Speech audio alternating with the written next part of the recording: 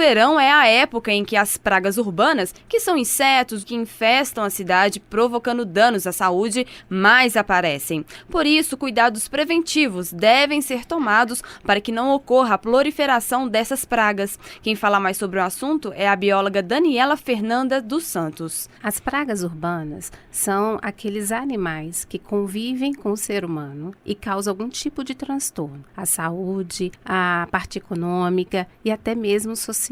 Exemplos de pragas urbanas nós temos as baratas, os ratos, os escorpiões, lacraias, moscas. Os pombos também são considerados? Não, o pombo, ele é protegido pela legislação federal do IBAMA, causa-nos alguns transtornos, mas ele não está na classe das pragas urbanas. Agora, com a chegada do verão, cresce o surgimento dessas pragas nas nossas casas. Por que isso acontece? Exatamente. No período do verão, as temperaturas ficam elevadas, a umidade do ar aumenta e isso favorece com que os insetos em geral e também os aracnídeos se reproduzam mais, se desalojem dos seus esconderijos e vão nos incomodar. E quais são as doenças que essas pragas urbanas podem transmitir para nós? Olha, tem algumas doenças relevantes, né? A gente tem uma simples formiguinha pode ocasionar até uma infecção hospitalar. A barata, ela pode trazer transtornos gastrointestinais. O roedor pode trazer leptospirose, né? O escorpião, com aquela picada muito dolorosa, pode levar até o óbito,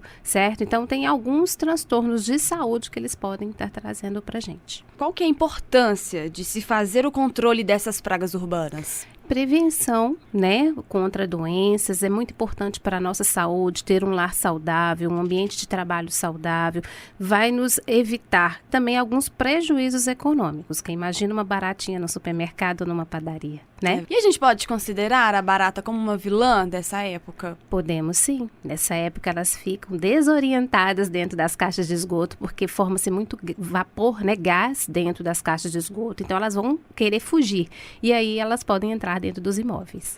Agora, na semana passada, Daniela, uma criança de 6 anos morreu após ser picada por um escorpião aqui na capital.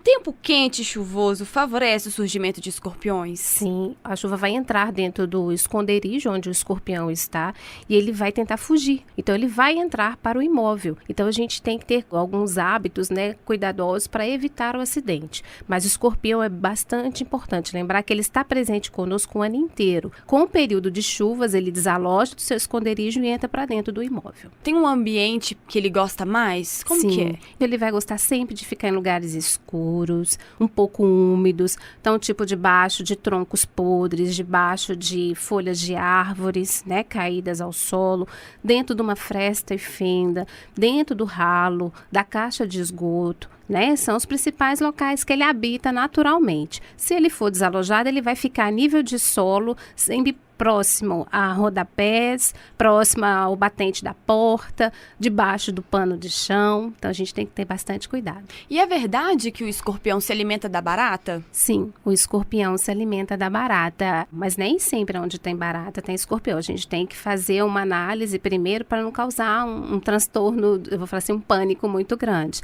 Mas é muito importante a gente manter o ambiente livre de baratas. Daniela, quais são os hábitos que a população deve ter para evitar a picada do escorpião? Sempre que pegar qualquer objeto no chão, sacudir, analisar, verificar se tem este animal dentro de um sapato, encostado numa roupa, não pegar pano de chão diretamente, pega nas beiradinhas, sacode para ver se não tem nada. Na área externa, manter o quintal sempre livre de entulhos, o gramado aparado, o ralinho do bueiro, sempre que aquela tampinha abre e fecha, mantê-la sempre fechada. E por um acaso, se a pessoa for picada, o que ela deve fazer? Primeira coisa, ela tem que correr para o médico imediatamente, porque quanto menor o tempo sem o socorro, pior é. Se ela conseguir pegar o escorpião, é bom para poder identificar a espécie, mas se não puder, como a maioria dos casos de acidentes são pelo escorpião amarelo, todo o tratamento é direcionado para essa espécie. Quais são os cuidados que devemos ter para evitar não só a picada do escorpião, né, mas também outras pragas urbanas? Olha, uma limpeza e uma organização bem feita evita sempre as pragas. Por exemplo, a cozinha sem resíduos de alimentos, manter a lixeira com tampa, né, fazer o descarte periódico do lixo, respeitar os momentos que o lixeiro passa lá fora, porque aquilo vai vir animal, vai abrir os sacos, aí ele vai atrair roedor. Na parte de alvenaria do imóvel, se tiver frestas e fendas, um simples silicone que você passa numa fresta e fenda, ela pode estar evitando um abrigo para aquela praga. Se a pessoa perceber, né, o aumento dessas pragas urbanas, contratar uma empresa especializada é uma boa opção. É uma boa opção, sim, porque a empresa especializada tem profissionais que conhecem o comportamento daquela praga e os produtos utilizados são registrados no Ministério da Saúde, são concentrados, então tem que ter medidas até de segurança para não se intoxicar na hora de aplicar. Então você tem que saber aonde aplicar, como aplicar e que produto utilizar. Você quer deixar algum contato? O contato para esclarecer as dúvidas é 3244-9900, a empresa By Control. Repórter Aline Campolina.